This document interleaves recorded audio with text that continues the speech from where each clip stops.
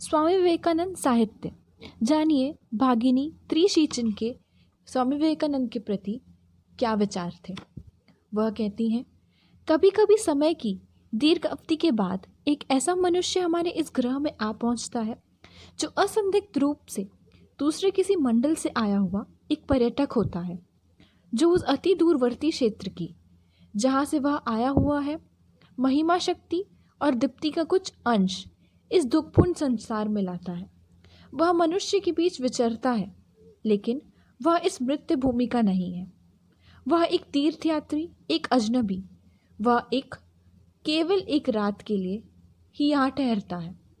वह अपने चारों ओर के मनुष्य के जीवन से अपने को संबोधित पाता है, उनके हर्ष विवाद का साथी बनता है, उनके साथ सुखी होता है, उनके साथ दुखी भी होता है। लेकिन इन सबों के बीच वह यह कभी नहीं भूलता कि वह कौन है, कहाँ से आया है और उसके यहाँ आने का क्या उद्देश्य है।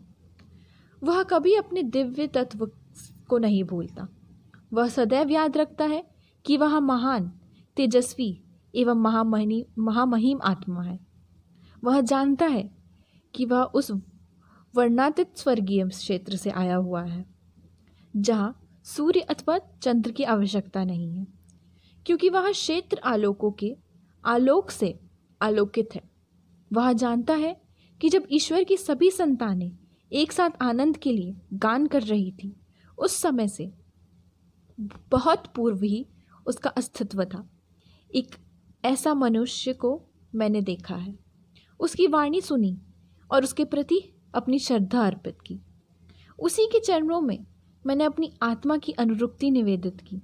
इस प्रकार का मनुष्य सभी तुलना से परे है, क्योंकि वह समस्त साधारण मापदंडों और आदर्शों के अतीत है।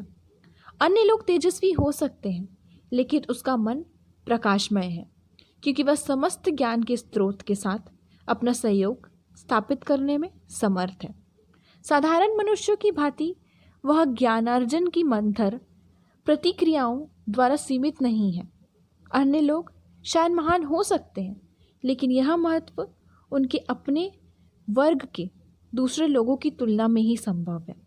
अन्य मनुष्य अपने साथियों की तुलना में साधु, तेजस्वी, प्रतिभावान हो सकते हैं, पर यह सब केवल तुलना की ही बातें हैं। एक संत साधारण मनुष्य से अधिक पवित्र, अधिक पुण्यवान, अधिक एकनिष्ठ है, किंतु स्वामी विवेकानंद के संबंध में कोई तुलना नहीं हो सकती। वे स्वयं ही अपने वर्ग के हैं। वे एक दूसरे स्तर के हैं, न किसी इस संसारिक स्तर के।